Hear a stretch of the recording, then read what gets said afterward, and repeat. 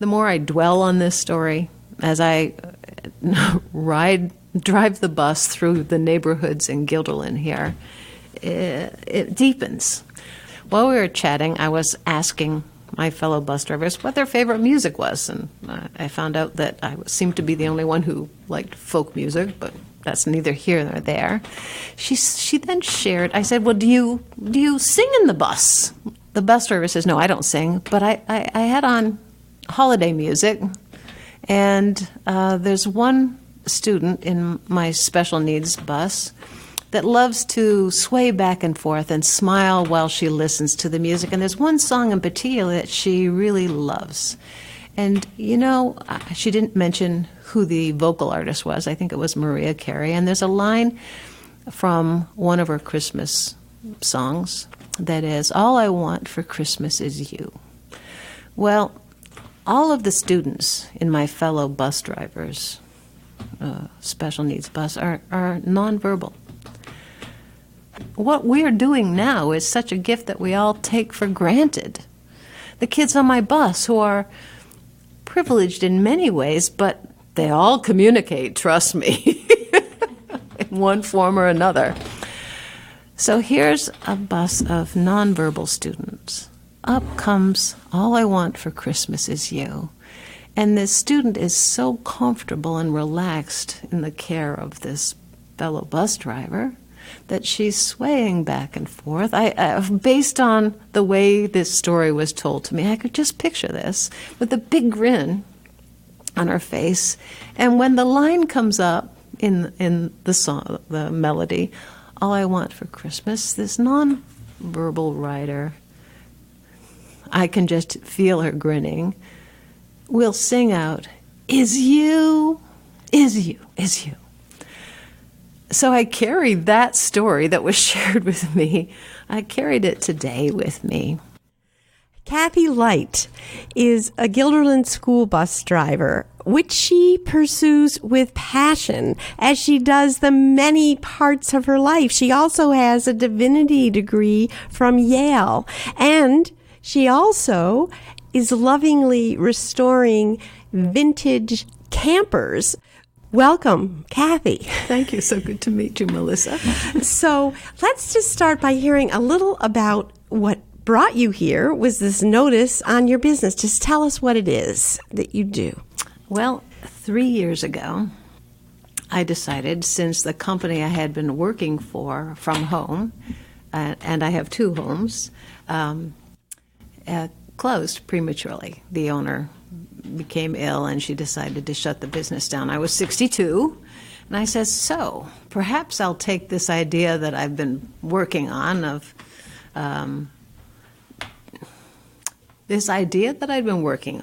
perhaps, I thought to myself several years earlier, these vintage campers that I've been restoring, and thinking that when I retired, perhaps people would like to rent them.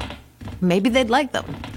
Maybe I'll find that out now. I had been doing sales for a number of years, and I was tired of the push that's involved with sales. And I said, I am going to think about, I'd sure like to think about something that would allow me to feel retired. I still need to work. I had a huge debt still. I went to Yale for 4 years after my kids they were in high school and college.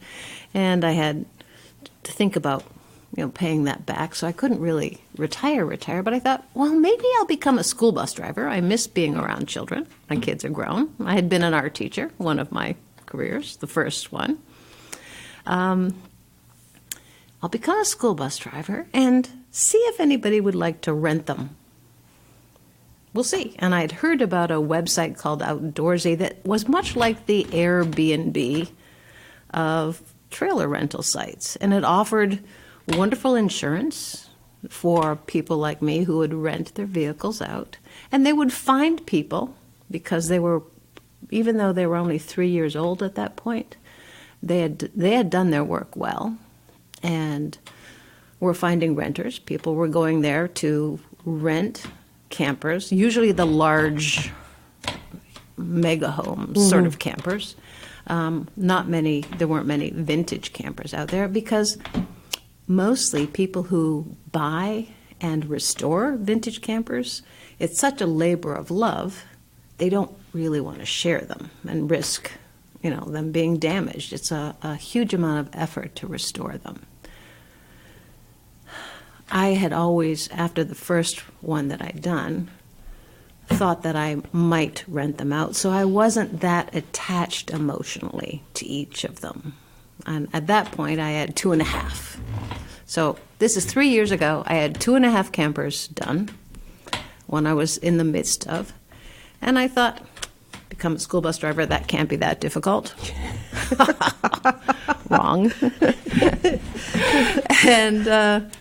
And once you've kind of learned the ropes on that, see what happens. So I worked on the third one as I worked on becoming a school bus driver. Now, let me backtrack a bit. I ramble, which means I've tried a number of different careers and stayed with them, and how I feel about careers is sort of like how I feel about relationships. They can be successful. They don't have to last forever. It doesn't mean they aren't good while they're in the process. So I've tried a lot of things, and some of them have been very difficult to achieve. I'll go back to that later. Becoming a bus driver was an incredible task. I could not get over the number of tests, et cetera, but after several months and having failed one of the tests to become a school bus driver, the real test is actually in doing the work. And I think it's a real challenge. But I'm still doing it. I'm enjoying myself, and I'm really glad that today happens to be the last day before I have 2 weeks off, and it's the first 2 weeks off I will have had since last Christmas. So this is a big day for Happy Cathy. holidays to you. Yeah. And I know when we were trying to schedule the appointment, you had to look at the weather because you had to see if the bus routes would be changed. Right. But let's just back way up to the beginning of your life, because what fascinating little nuggets you've dropped going to Yale for 4 years and wanting to be a school bus driver because you used to teach art. So where did you grow up? Where are you from originally? It's part of the camper story, actually. Okay. I grew up in Sarnia, Ontario. Okay. I'm a Canadian citizen still. Family of 5. Sarnia, Ontario it's at a beautiful spot where the Great Lakes, in particular Lake Huron, empties into the St. Clair River. It's part of the St. Lawrence Seaway system. So I was born right at that cusp where the river and Lake Huron meet. Beautiful place. Beautiful spot. Yeah. And the 5 kids, I was there until I was 12. My father was a self-taught chemist. He worked, I don't know if he graduated from high school, but he worked in the chemical industry there. It was called the Chemical Valley. We were proud of chemicals back in the 50s and 60s. We were proud of it. There weren't pollution controls, et cetera, et cetera. Dad worked in the plants, studied at night, and we camped a lot. The 5 kids. We went to Newfoundland to visit my mom's relatives in a pop-up camper. Now, this was the days before diapers. My grandmother, she had gone to McGill and had an illustrious career in social services. She had lunch with the Queen, she always used to tell us, and it was true, because Newfoundland was part of Britain. But so we went on these wonderful trips together in this pop-up camper with 5 kids and my grandmother. And the station wagons where you sat in the back, probably very dangerous. 2 kids would sit facing, and you'd always see where you'd been. Well, this is where I've been. This is what my fondest memories are of Canada with those trips. That being sort of foundational as far as pleasure and memories go. And Dad, when we moved to Niagara Falls, New York, he worked for Hooker Chemical. Think Love Canal. Yes, I'm very familiar. I used to live in Buffalo. North Tonawanda. I graduated from high school there. Went to school in Rochester, loved Rochester as a city. Got my art degree from Nazareth. Got married early. I was 19. Did volunteer work for the Y, that ended up living in a mansion that they were restoring, saved money enough at the age of 20 to buy our first house, and renovated a 5-family on Girton Place near Park Avenue in Rochester. Lovely neighborhood. Oh, just lovely. But my husband and I then wanted to move for him to be in business with his brother in the Albany area. So after a few years we moved. I didn't like teaching art at that point. I'd had my first couple years. It was difficult. New things are difficult. It's just the nature of the game, especially if they're meaningful. There's a lot of new learning. City School District, magnet school, one of the first magnet schools for the arts.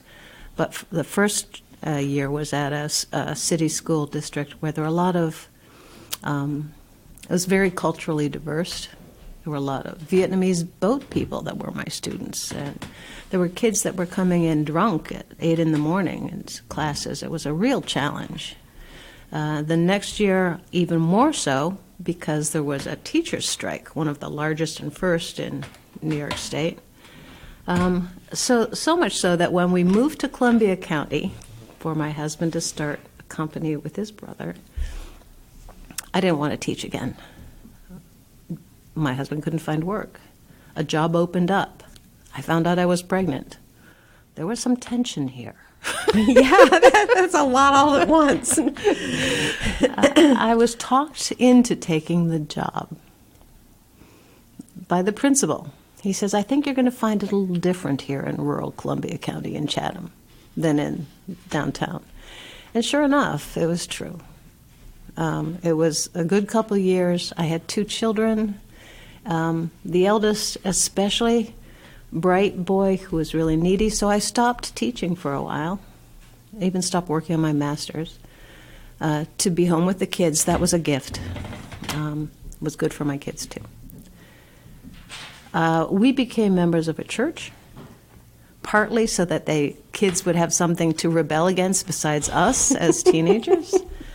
And looking ahead, what church was that? Yes, it was Canaan Congregational Church, which just burned down a year and a half ago, and they just rebuilt. What a story out in rural Columbia County. And what a beautiful new building they have. I've just recently seen pictures of it. I did design work, graphic design, because I had some skills as a graphic designer, and I'm an extrovert. I love meeting people. I did some sales for a paper down there, the Rojan Independent in Hillsdale at one point. Marriage ended. Sad part of my life. I went into the mental health field to work with kids. My son was really bright but had some troubles. I wanted to learn more about what I was dealing with. And I had some troubles as well, trying to deal with him and my own past. So I'm always looking for new experiences to learn. I volunteered in the mental health field, Mental Health Association, and things stabilized. I lived in the country. Kids were doing okay, and I wanted to go back to school. I had 2 choices that were offered. Lesley College for art therapy, but I had become immersed in the dialogue of theology and philosophy and was very interested in the pursuit of theological studies just for my own intellectual satisfaction, to have a chance to converse with, in fact, teachers whose books I'd been reading. And I applied to Yale Divinity School and was accepted. And for me, it was a wonderful opportunity. So I went for 4 years. I only needed 3 years for a master's, but at that point I was a single mom and commuting from Austerlitz down to New Haven 3 times a week. People would often say, not often, but occasionally say, don't you feel guilty leaving your kids for How such a old long were time? they? They were still in like high school, and I said, you know, I've been working 3 jobs up until this point, and now I have one pursuit, and I have loans, and so I put the kids on the bus in the morning. I have my first class in Greek or Hebrew at 8:30, where all the other students are complaining about how early it was in the morning, and I'd just actually sometimes in practicing my Hebrew, I'd by mistake end up in Hartford because I was trying to memorize on the way down. I was ordained in the Manhattan area, actually across the river in New Jersey, as a Presbyterian minister 2 months before 9/11. I remember how I keep on repeating learning new things is a challenge. After 2 years, I was in the hospital. I was exhausted. It was draining. I needed to not do this work. There's more to it than that. My father had been a chemical engineer. My family had lived in the Mideast. 9/11 happened. Most of my family's friends were Iraqi. My father had passed away in Bahrain, so I have these deep ties to the Mideast. 9/11 happened. My new husband's family were all military, and they were involved in the bombing of Afghanistan. So I had all these tensions going on in the background. A mom whose Alzheimer's was developing, and marriage that was becoming more and more distant. And so I left the ministry and did not know what to do next. It was 8 years. See, this is a rambly story. Yeah, but so many deep commitments along the way. Along the way. That's how you should live life. You become committed and you do your best.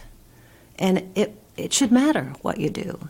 And it did. But it can be exhausting to have it matter to the point where you can't maintain balance. So if you can't pull back, it's not healthy for you. I needed some rest. I went back to Columbia County for a while, felt deeply for the people of Manhattan. I wanted to stand with them in some way, and I was at wit's end as to what to do next. I'd spent 8 years studying, $75,000 or $80,000, of which most I still owe, and a huge amount. I went because I loved the pursuit of wisdom. By the time I was done, I didn't want to read a thing. You couldn't read. You couldn't ever read everything that you needed to read to satisfy requirements there. It really. What was it that exhausted you so? Was it the tending to people, the having to the bottomless well to learn from? You couldn't when you lived as a. And by the way, I remember reading that after the bombing in Oklahoma, that at least half of the ministers left their roles as ministers. The helping profession in a community that's had crisis is drained beyond compare. And I think because there was no place to escape the constant need, and I had no support community of long-established relationships like so many in a town like this have, or that I had in Chatham, little town of 2,000 or less. So it was a combination of needing to be present to the needs of a small church that was struggling, as well as the community. I mean, leading memorial services. I did a funeral, a memorial service for a victim, a woman who passed away in the towers. And so there was convoluted, many needs. Korean churches whose Korean remember I was Presbyterian. Korean Presbyterian churches, they lost a lot of people in the Manhattan area. Churches were struggling, and they were coming to us for help as well. So after 2 years, I said, I don't want to be part of this conversation anymore. I can't be part of this conversation fully. So I need to regroup. Went home for a while, did some political protest work, actually. Moved to Manhattan, started a company. Gal Friday. Gal Friday, New York City. What do you need? What can I help with? I had no idea where it would go. this is the Rambler you're talking to. I So the designed company was called Gal Friday New York City. NYC.com. And it was the idea It was that just me. you would fill in where people needed If people, and because I had a professional background, people trusted me with often intimate needs. The first job, for example, was a wealthy couple who had decided to call off the wedding, but all the presents were sitting, the gifts were sitting. And so my introduction to Manhattan was returning very expensive gifts to Barney's and Saks and jewelry stores and trying to negotiate that for them. So there were odd special needs, which, I'm really thankful for you to be sitting across from me and listening, because that really ties to what I'm doing right now. What happened with the campers, and by the way, after a couple of years in New York, I was really glad to have that time. I loved it. I found a cheap place, beautiful building on the first floor on Riverside and 104th. So on Sunday morning in the middle of Manhattan, I'd wake up to the sound of children playing in the park. And I bicycled everywhere, lost 40 pounds, did some work for a physical trainer who gave me free physical training lessons in return for organizing his life, which is funny. It's just funny. How is it tied to what I'm doing with campers? What happened with the campers, and by the way, after New York, I went back to Columbia County for a while. I was tired of going in and out of Columbia County all the time. And it hurt me to be back there because I'd been there for so long. I will cry if I talk about it too much. I love the place dearly, but I couldn't stay. And I don't even want to talk about that anymore. I'm going to put a wall around that. All right. But I knew I couldn't stay. I moved to the Adirondacks to be away from it all. Where it was they, neutral. Yeah. It was neutral. I'd never been there. Wilderness. It was wilderness. It was a little cabin. There was someone in my life for a while that prompted this move. That relationship didn't work out. It didn't matter to me. I fell in love with a little cabin. I did marketing up there. I would be talking to people in South America saying, I won't go into the sales. I found clients, shall we say. Okay. I'd be talking to people from a little cabin on the Moose River while in Eagle Bay or Inlet. And I also helped a lot of lodging places with their marketing up there and event plan. It was fantastic. I'd be talking to somebody in South America who'd say, we have Adirondack chairs down here. I even talked to the Green Bay Packers or the Queen Mary for some projects that I was on. And I'd think, if they only knew that I was sitting in this tiny cabin on the Moose River while chatting. Back to the campers. What happened with the campers 2 seasons ago was that I in getting the third one ready, and these campers, I went whimsical with them. I did not do classic restoration. I just had fun conceptually. Yeah, the names are wonderful, and the little blurbs that you have on your website. I was surprised when I heard you say that you weren't personally attached to them, because they sound like you have Tin Can Annie. Tin Can Annie's named after my mom. Oh, really? Yes. Wow. I have a picture of her in there hugging a tree. I call her the original tree hugger. Oh my gosh! And it just sounds, the way you describe it, like having come off the assembly line in the 1950s when we found her. She has, a gender. Of course.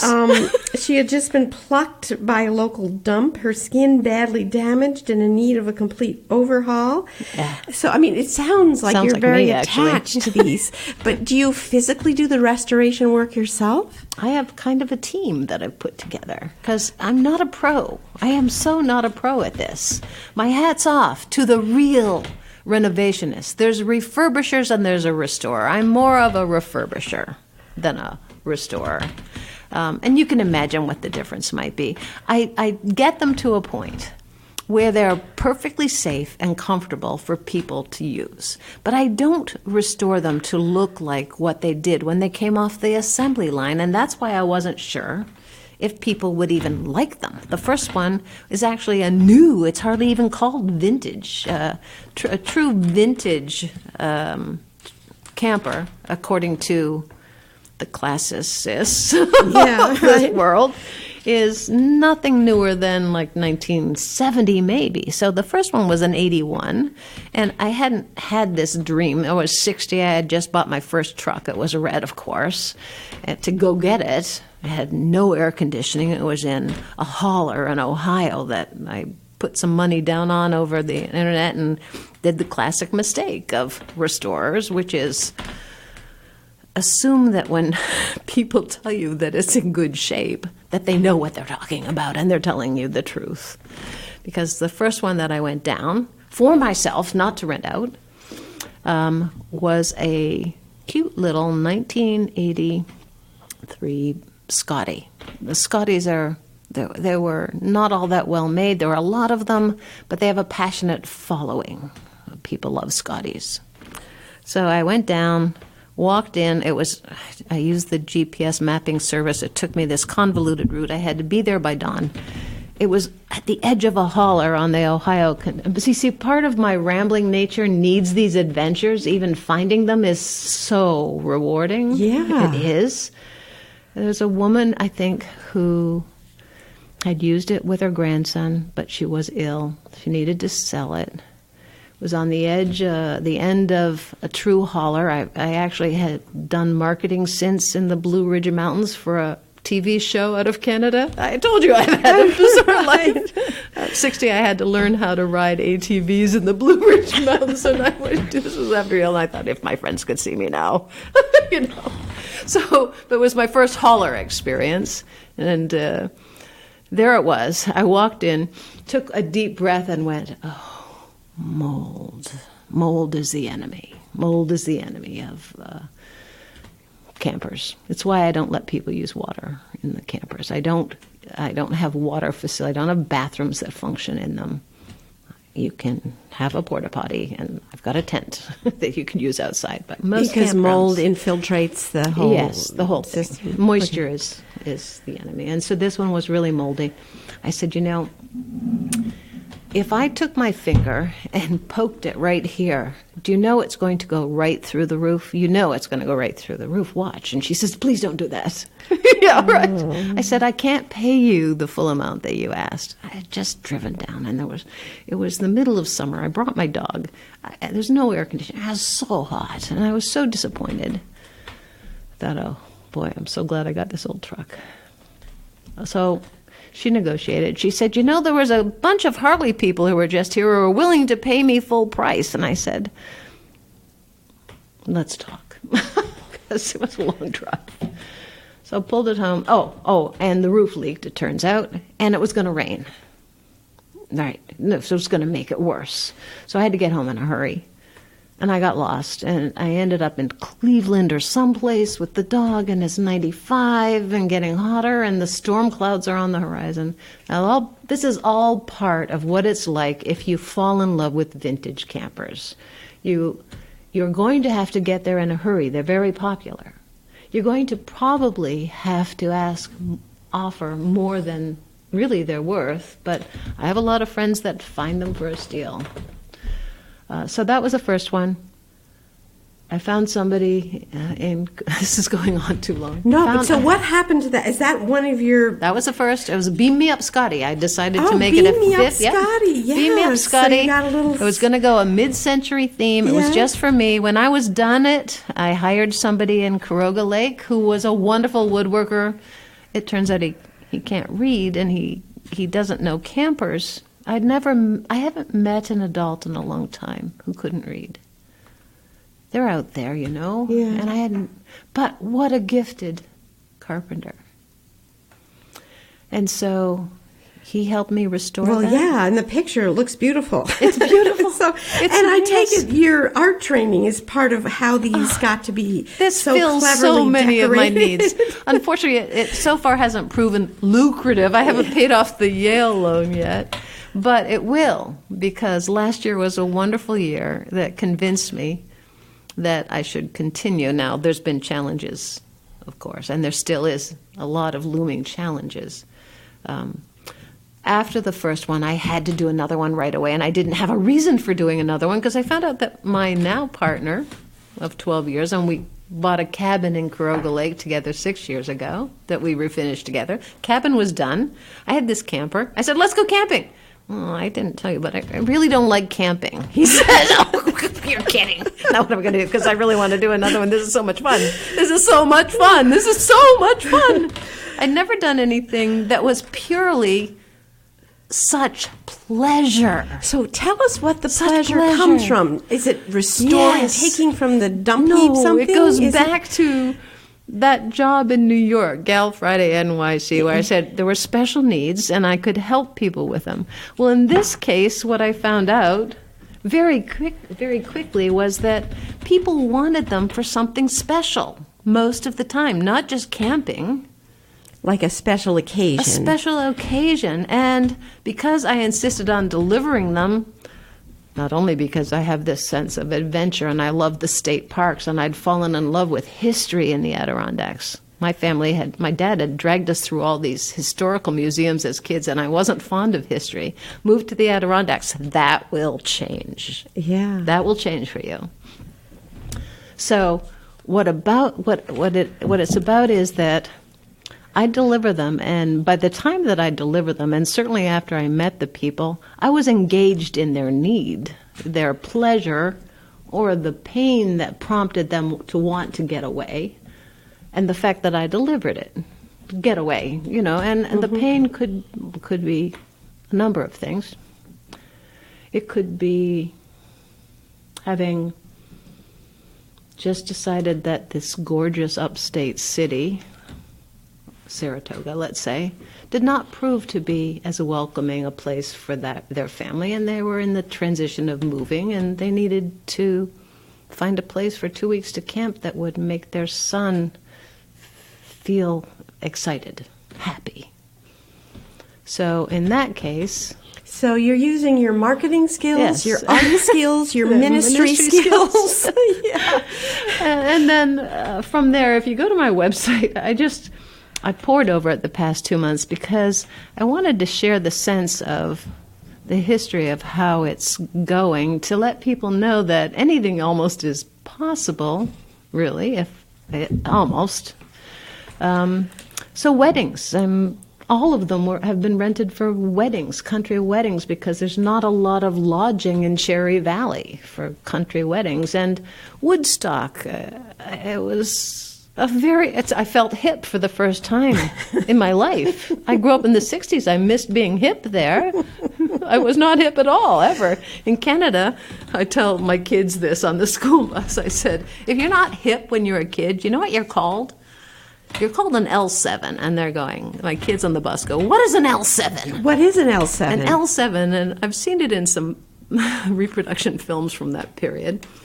Here's the letter L. Right. You make it with your left hand, in fact, okay. Letter L. Then you take your right hand and you shape it into a 7. And when you put an L and a 7 together, you're a square. Oh, gosh. Gotcha. I bet the kids love that. So Woodstock, I show up for this party, and it's a couple from Brooklyn. They were attending a mini Burning Man festival. A Burning Man festival I'm not even going to describe to you, except that this involves nudity and pools. And you'll see on the highlights page from 2019 this giant fiberglass 12-foot-high frog that the DJ was hosting from, and its eyes would swirl. And I was told that the symbolism of this South African frog is because that South American frog is that when you lick them, it gave you psychedelic experience. This was all part of me being hip now. I learned a lot here. So special occasions, and sometimes they're so poignant. I had them at the Fond Fair last year. People remembered me. My email list got wet, so I couldn't email all my potential customers back. a woman called me from the fair. She was in her 60s, and she says, my mom's 95. My family's going to go camping in the Adirondacks. I want to give my mom, who's crabby a lot these days, new memories, something new for us to talk about. Is that not sweet? That's so really sweet. That's so sweet. Yeah. So, sure enough, the Slumberjack, which is and very... I love that. It's all got the red and black plaid along the edge and the silhouettes of the deer and the pine trees. It's pure Adirondack. And designing these things is so much fun, and they're filled with crafts from local artists in the Adirondacks. And I'm doing that with the latest one is called the Beeliner, and here I met down at Gade Farm someone who they set up all these bears and honey pots and so on, and when I stopped in with my camper called the Bumble Bear, I met someone who's a honey producer, and I hope that we can work out that I can make her honey available to renters. You see what I'm saying? I do. She lives on Randall Road. I think I know who it is. So it's so sweet. So you're kind of entering other people's lives in this very unusual way. Odd way. And I know you mentioned either in an email or maybe I read it in your site that you even had a call from Drew Barrymore. No? Let me put it officially this way, because I haven't put her name on my website. And I was just told, I got a call last spring. I was just going to stay with 3 campers, because my first year's investment financially was substantial, and I just wanted to spend last season with 3 campers. Just 3. Limit yourself. You've had a lot of fun. Now go pay off your debt. Then I get this call from an agent from California. In fact, she left several messages and emails. When I finally connected with her briefly, because I'm sure we're over a half hour here. We chatted. She needed one of my campers for her client, who's an actress who's doing a movie in Manhattan. In 2 days she wanted it. This was March. And which ones could they have? And I was, of course, excited. She kept on talking, and I'm like, I don't know. This doesn't sound like it would be a good match. Making sure it's a good match for somebody is important. These have their limitations. They aren't big rigs with, high-definition televisions in them. I don't even let them use the gas propane stoves in them. I provide outdoor cooking for everyone. But she kept on talking in the abstract about her client. I said, couldn't you at least give me her first name so that we can converse normally? She says, it's Drew. And I'm like, Drew? So I don't think she really wanted me to broadcast as I am now. All right. Which is why. But I was so excited, and I told her I'd put her on my email list. Well, the first email is going out now. This was I don't know when. Last year now. I'm forgetting. I'm rambling too much. I was so excited. It was another affirmation that I felt like I was on the right track. I had 2 campers that I was going to put off and do next year. But I was so excited. Last year, I did 3 more campers while renting and delivering. And you're also hoping to be able to have the 3 Adirondack parks able to have people there. You're talking about the biggest challenge now for me. I did not know that you needed to apply for a vendor's permit to deliver to the state parks in the Forest Preserve. The Department of Environmental Conservation. Manages most of the Adirondack state campgrounds, whereas ones outside of the Adirondacks, like the local one here, which is nearby. Thompson, Lake. Yeah. That's not a DEC managed one. So I said, well, what does it take to, become a vendor? Ho, ho, ho. Remember I told you becoming a bus driver was hard.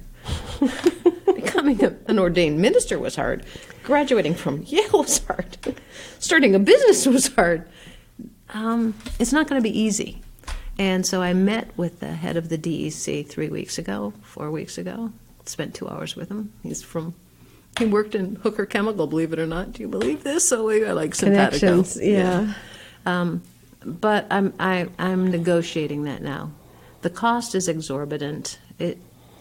not all of my business is in the state parks, but I adore them.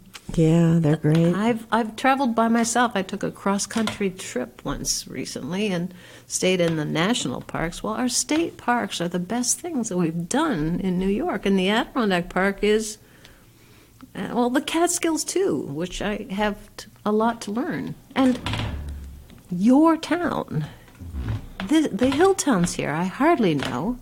I've been driving through them with campers to Gray Fox. I do a lot of the music festivals and so on. I'm going, wow, Knox, what's this fort here in Schoharie? I have no knowledge. The old stone fort, yeah, there's a lot. It's such beauty. Well, we are at the end of our conversation, but I just feel like there's so many threads that we didn't get to follow. Do you have any concluding thoughts for people? I had reached out to you, actually to one of your salespeople, asking if you would accept a press release, because I want people locally to know that this is available, that they can rent these campers from me for whatever special occasion. I set them up in people's yards. So in conclusion, check out my website, give me a call.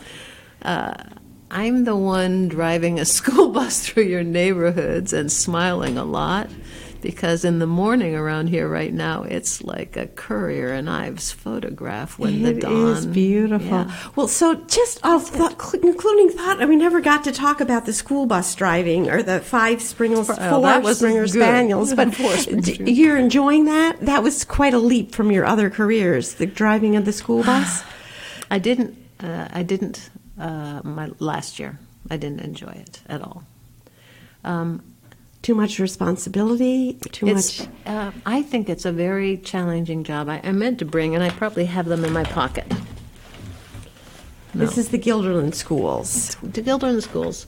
Here's the challenge, and this is not a new challenge for any school bus driver, but certainly here. And I think this is common knowledge, but to experience it is different than to hear about it. So you're going to hear about this and go, so what? That's part of the job. Try it, I say, because imagine driving down, like last year, for example. I'm taking the daycare kids to their daycares from a little elementary school locally. And I'm driving in rush hour traffic a lot down Western Avenue with, last year I had from 40 to 60 elementary school kids at some days. Started off with 66, believe it or not. And one bright little second grader decides he's going to take the kite that he made in the morning class out of his lunch bag material and see if he could fly it out the back of the bus, the window, okay, in rush hour traffic. Now, distracted driving is the number one cause of accidents. You've got 66 kids, no aid. Or let's say you've got 20 kids, no kids. And like this week, I have got wonderful kids, by the way. But they decided they'd have a little rubber eraser war with erasers. That's very distracting. Yeah. So the hard part for me is focusing while still kindly, firmly being in control of both the bus, the people that go by your flashers all the time on Western Avenue, that go by your reds. And so for all of us there, it's the challenge of just getting your kids safely from point A to point B, and you don't become good at this overnight. I knew right from the get-go that after all the tests, and they have a great instructor there, but drivers start at $14 or $15 an hour, and that little scenario that I just sort of tried to lay out for you is not atypical, which is, it's a challenge. And you're not good, I don't think, personal opinion here, you're not a good bus driver until you've done this 4 or 5 years. So yeah, it's hard work. And hats off to all of them. Hats off. Well, hats off to you. With that, we'll conclude, and I wish you many happy rambles. Thank you very much.